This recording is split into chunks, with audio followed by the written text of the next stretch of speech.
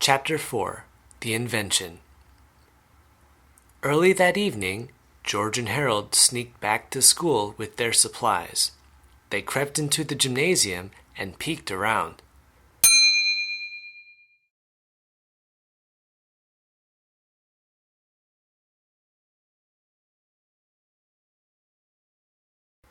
"I think somebody's still in here," whispered Harold.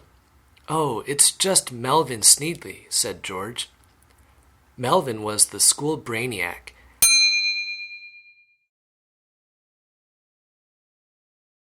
He was busy putting some last-minute touches on his new invention for the contest.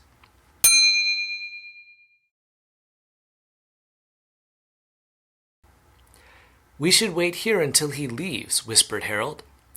"No way," said George. "He could be here all night. Let's just go over and talk to him." When Melvin saw George and Harold approaching, he was not happy. "Oh no," he said. "I'll bet you guys are here to mess with everybody's inventions."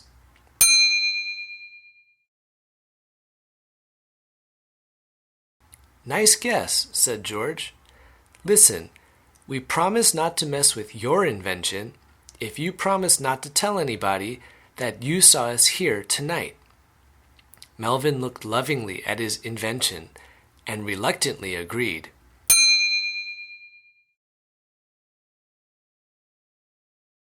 "I promise," he said. "Great," said George. "Say, what is that invention of yours anyway? It just looks like a photocopy machine."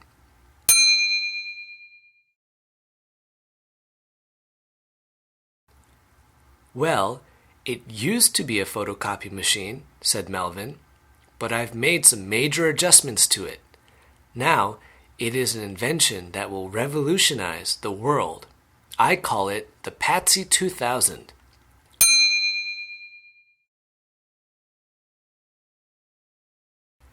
"It'll revolutionize the world, and you named it Patsy?" asked Harold. "Yes," said Melvin.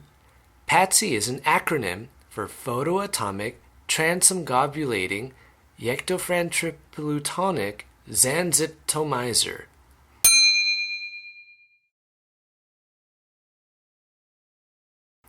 "I'm sorry I asked," said Harold. "Allow me to demonstrate," said Melvin.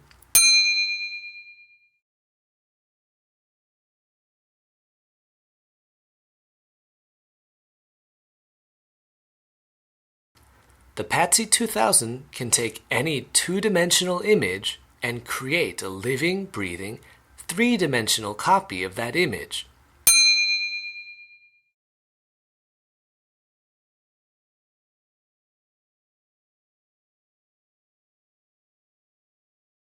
For example, take this ordinary photograph of a mouse. Melvin placed the photo of the mouse onto the glass screen of the Patsy 2000 and pressed start. The lights in the gymnasium dimmed as all the power in the entire school seemed to get sucked into Patsy 2000.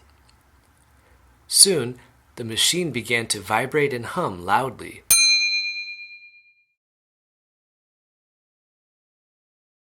And tiny bolts of static electricity snapped from underneath.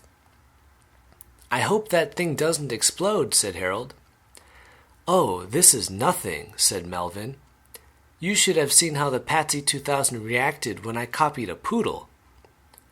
Finally, after a series of flashes and loud zaps, everything stopped.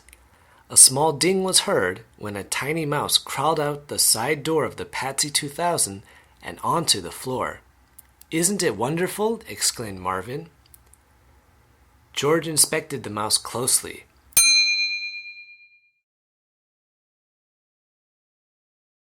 "That's a great trick," George laughed. "You really had me going for a while." "It's not a trick," cried Melvin. "The Patsy 2000 really does bring photos to life. I've even created living creatures from paintings and drawings." "Yeah, right," laughed Harold. "And I thought we were con artists."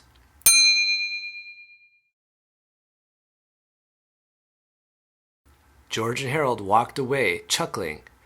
It was time to move on to bigger and better things. Chapter 5. Bigger and Better Things. George and Harold went to the other end of the gymnasium, opened their backpacks, and began to work. George busied himself by turning all the spray nozzles on the automatic dog washer around.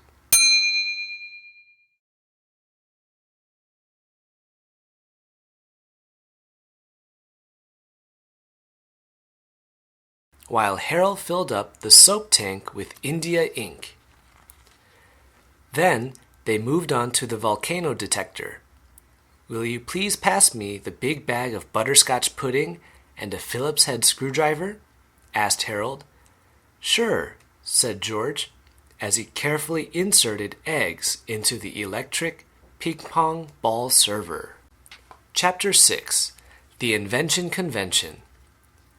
The following day started out sunny and cheerful. The students and faculty filed into the gymnasium and checked the seats very carefully before sitting down.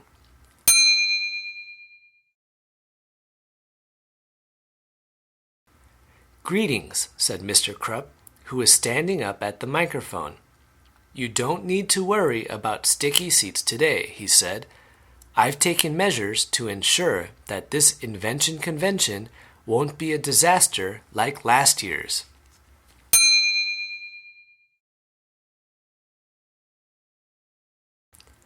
Everyone settled in as Madison Mancini, a third grader, stepped on stage to demonstrate her automatic dog washer. First, said Madison, you put your dog in the tub. Then you press this button. Madison pressed the start button. At first, nothing happened. Then suddenly, a spurt of inky black water sprayed up and out over the crowd. Everyone, except the dog, got soaked as Madison tried desperately to turn off the sprayers.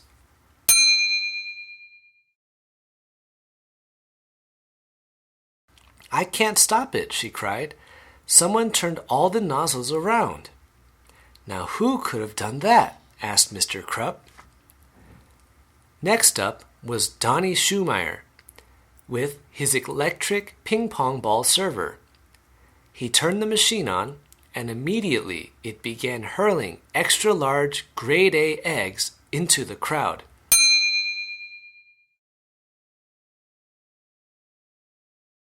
Foop, foop, foop, foop, foop, went the machine. Splat, splat, splat, splat, splat, went the eggs. I can't turn the machine off, cried Donnie. Somebody jammed a paper clip into the controller.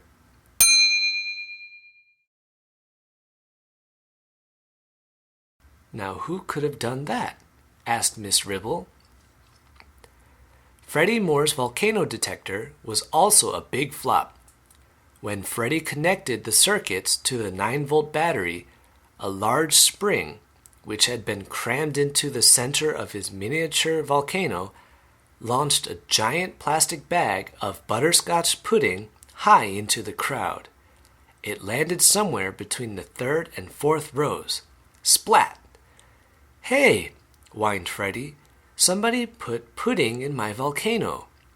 Now, who could have done that? Asked Mr. Meaner. The rest of the day went on much the same way, with people shouting everything from, Hey, who put oatmeal in my solar-powered leaf blower?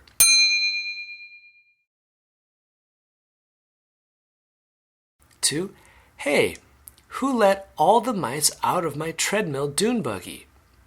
It wasn't long before everyone fled the gymnasium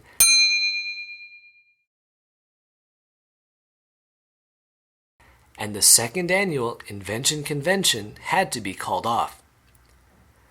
How could this have happened? Cried Mr. Krupp as he wiped chocolate syrup, pencil shavings, and cream of mushroom soup off his face and shirt. George and Harold have been in study hall all day long. I put them there myself. Excuse me, Mr. Krupp, said Melvin Sneedly. I think I have an answer to your question. Chapter 7. Busted.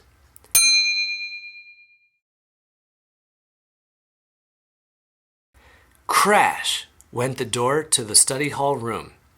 Mr. Crump stomped in like a crazy person. George and Harold had never seen him this upset before. You boys are in so much trouble, Mr. Crump shouted. I'm putting you two on permanent detention for the rest of the school year.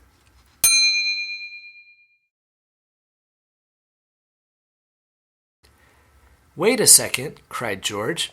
You can't prove anything. Yeah, said Harold. We've been here all day. Mr. Crump smiled devilishly.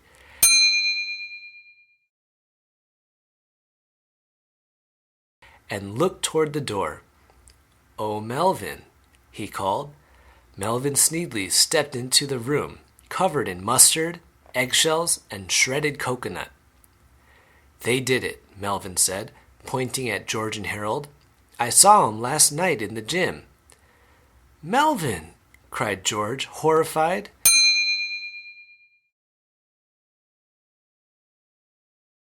You promised. I changed my mind, Melvin said, grinning smugly.